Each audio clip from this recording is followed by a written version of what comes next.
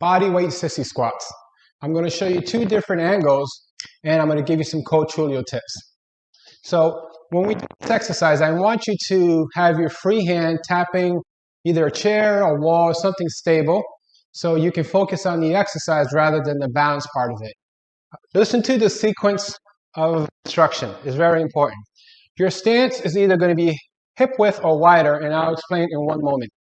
So my free hand, which will be my left hand closest to the stable surface, will tap, not lean. My stance right now is hip width apart. Watch my... So there is no tension, everything's relaxed.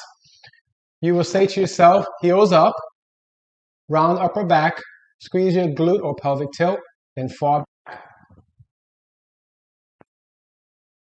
4 instructions, does not change. Heels up, round upper back, squeeze your glutes or pelvic tilt, fall back. So as I was saying earlier, you may ask, what stance should I have? You're going to have either a wider or narrow stance depending on how you feel the pull. When you start to feel the pull, your quads working, you found the stance that's best for you.